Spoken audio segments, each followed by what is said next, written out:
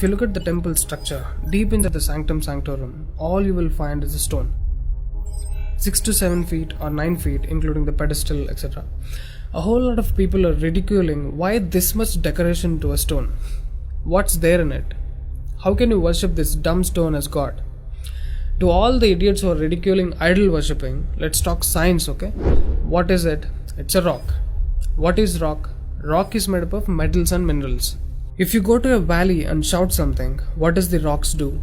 It will give you an echo.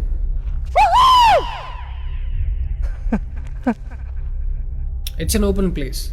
The sound travels, hits the rock and throws it back. This phenomena is called echo and it's scientifically proven, everybody knows it.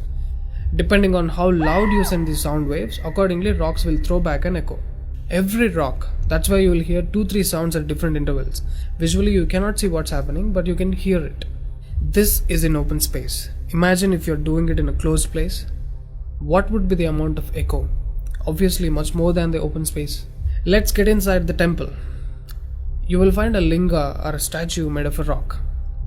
And it's placed in a closed wall structure with a Galigopuram on the top. That means a pyramid structure with a tip pointing to the sky. There will be no ventilation. Tight packed and covered with stone walls to a precision where even the light cannot enter. Now, people send some sounds to the rock. Not just today, it's been practiced since thousands of years. They are sending some sounds to the rock continuously, right from the morning to afternoon to evening till night, every day. We all know that sound has a form. To all the lower IQ people, I'm going to show you a few experiments where particles form different patterns and forms due to various types of sounds.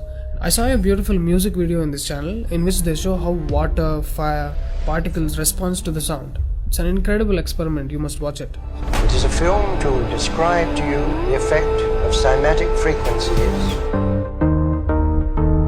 Now, 72% of your body is water. 12% is earth, 6% is air, 4% is fire and the remaining is space. Don't you think this sound has an impact on your system? Look at how drastically the water is responding to the sound. Similarly, fire.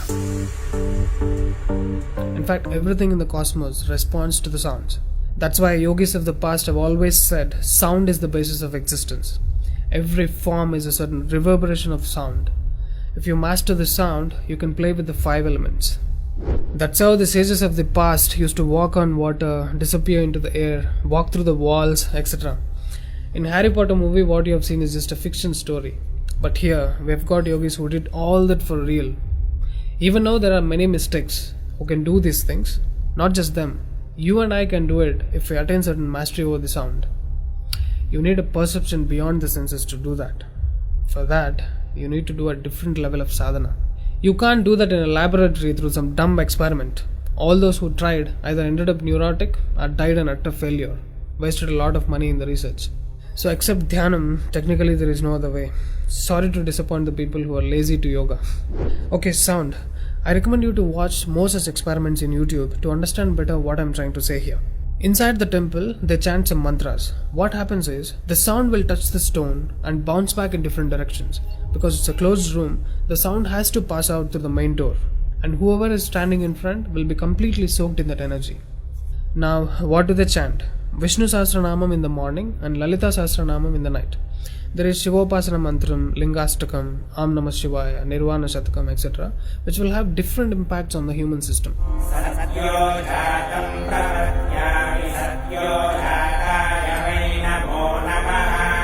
I really wanted to check what impact these sounds have on the human system. So I went to a neurosurgeon to really experiment and document the impact of these sounds on the human brain, the human system.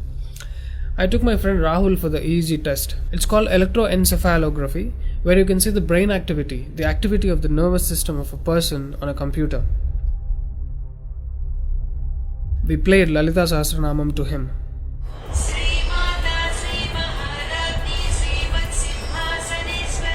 Rahul, relax your face.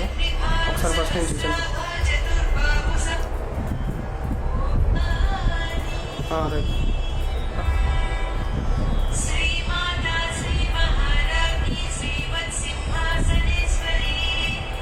The kind of parasympathetic differences that he's getting is anonymous. Oh my god, then I understood. These sounds are engineered in such a way that the rhythm of the chant will go inside your parasympathetic nervous system and will put you into deep sleep within 3 to 5 minutes. First thing is, the chant is some thousands of years old. How could these ancient sages know that these sounds impact the parasympathetic nervous system? They do it in the night.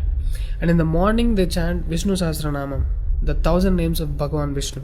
And again, these sounds are engineered in such a way that it will wake you up to a peaceful and refreshing state of mind. I'm sure most of you are suffering with painful wake-ups, with such an irritated mind that you can't sleep and you don't enjoy waking up.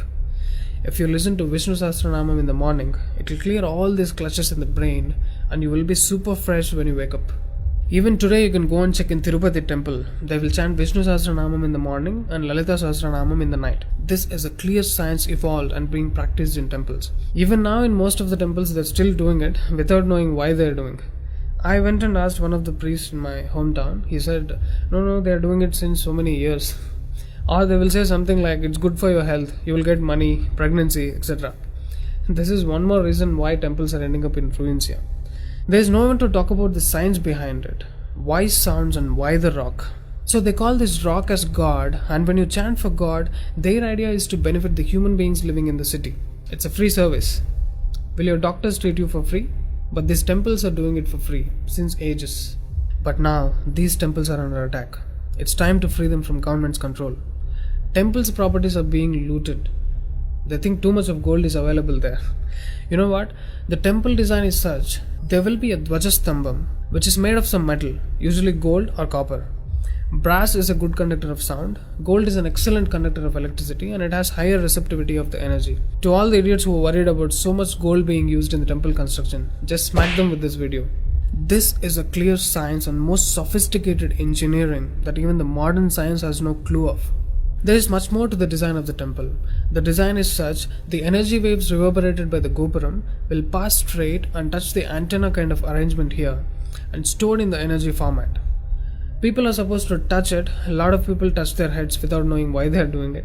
And then you are supposed to walk into the space which is filled with this energy transmitted by the rock inside. Doesn't matter whether you are a Muslim, Hindu or a Christian, you can't escape the energy. You will be basked in the glory of that energy. You can actively feel the difference after you pass through the path.